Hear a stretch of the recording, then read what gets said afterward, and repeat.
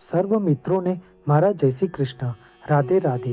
વૈશાખ પૂર્ણિમા એટલે કે બુદ્ધ પૂર્ણિમા ક્યારે છે? આ દિવસે ભગવાન વિષ્ણુની પૂજા અર્ચના કેવી રીતે કરવી? બુદ્ધ પૂર્ણિમાનું વિશેષ મહત્વ શું છે? વૈશાખ પૂર્ણિમાના દિવસે ચંદ્રદેવની પૂજા કેવી રીતે કરવી? વૈશાખ પૂર્ણિમા હિન્દુ ધર્મમાં વિશેષ આધ્યાત્મિક અને ધાર્મિક મહત્વ ધરાવે છે। વૈશાખ મહિનાની શુક્લ પક્ષની પૂર્ણિમાને બુદ્ધ પૂર્ણિમા અથવા બુદ્ધ જયંતિ તરીકે ઓળખવામાં આવે છે। ભગવાન બુદ્ધને શ્રીહરિ વિષ્ણુનો 9મો અવતાર માનવામાં આવે છે। બુદ્ધ પૂર્ણિમાને ધર્મરાજ પૂર્ણિમા પણ કહેવામાં આવે છે। આ દિવસે ભગવાન બુદ્ધનો જન્મ થયો હતો અને આ જ દિવસે તેમને બોધ ગયામાં બોધિ વૃક્ષ નીચે તપ કરીને જ્ઞાન પ્રાપ્ત થયું હતું। આ દિવસ ધ્યાન, તપ અને કરુણાના પ્રતીક સમાન છે। દરેક મહિનાની શુક્લ પક્ષની પૂર્ણિમાએ ભગવાન વિષ્ણુ, માતા લક્ષ્મી, ભગવાન શ્રી સત્યનારાયણ અને ચંદ્રદેવની પૂજા કરવાનો વિશેષ મહિમા રહેલ છે। વૈશાખ પૂર્ણિમાના દિવસે ચંદ્રમા તેની 16 કલાઓથી પરિપૂર્ણ હોય છે। વૈદિક પંચાંગ મુજબ વૈશાખ પૂર્ણિમાની તિથિ 30 એપ્રિલ 2026 એટલે કે ગુરુવારે રાત્રે 9:12 શરૂ થશે અને 1 મે 2026 શુક્રવારે રાત્રે 10:52 પૂર્ણ થાય છે। એટલે ઉદય તિથિ પ્રમાણે વૈશાખ પૂર્ણિમાની તિથિ 1 મે 2026 શુક્રવારના રોજ મનાવવામાં આવશે। આ દિવસે દેશભરમાં બુદ્ધ જયંતિ હર્ષોલ્લાસથી ઉજવણી થશે। માન્યતા મુજબ આ દિવસે ભગવાન વિષ્ણુની પૂજા, ગંગા સ્નાન અને દાનનું વિશેષ મહત્વ છે।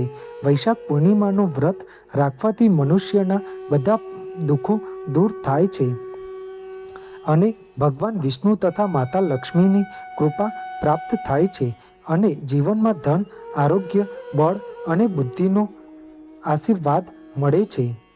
વૈશાખ પૂર્ણિમાના દિવસે વહેલી સવારે ઉઠીને પવિત્ર સ્નાન કરવું જોઈએ। અનુકૂળ હોય તો ગંગા નદીમાં સ્નાન કરવું, નહીતર ઘરે પાણીમાં ગંગાજળ મિશ્રિત સ્નાન કરવું। ત્યારબાદ વ્રત અને પૂજાનો સંકલ્પ કરવો જોઈએ। ભગવાન વિષ્ણુ અને દેવી લક્ષ્મીની મૂર્તિ અથવા પ્રતિમા સામે ઘીનો દીવો પ્રગટાવવો।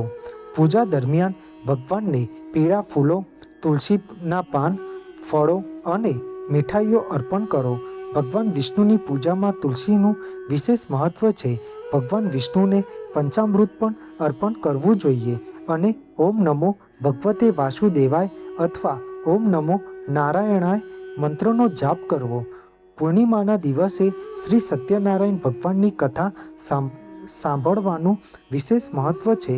ગરીબોને મદદ કરવી અને બ્રાહ્મણોને દાન દક્ષિણા આપવી તે પુણ્યદાયક માનવામાં આવે છે। આ દિવસે પાણીનો ઘડો, ફળો અને કપડાનું દાન કરવાથી શાશ્વત પુણ્ય પ્રાપ્ત થાય છે। પૂર્ણિમાની સાંજે ચંદ્રોદય સમયે ચંદ્રદેવની પૂજા કરવી। તાંબાના કળશમાં પાણી ભરી તેમાં અક્ષત, સફેદ ફૂલ અને ચંદન નાખીને જળ અર્પણ કરવું અને ઓમ સોમ સોમાય નમઃ મંત્રનો જાપ કરવો।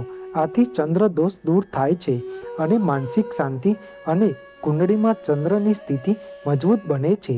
માતા લક્ષ્મી ધન અને સમૃદ્ધિની દેવી છે। આ દિવસે તેમની પૂજા કરવાથી ઘરમાં સુખ, શાંતિ અને સમૃદ્ધિ આવે છે।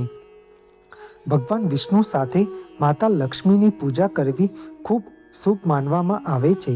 જે ભક્તગણ પૂર્ણિમાનું વ્રત રાખે છે તેને જીવનમાં સફળતા, સંકટોથી મુક્તિ અને અંતે મોક્ષ પ્રાપ્ત થાય છે।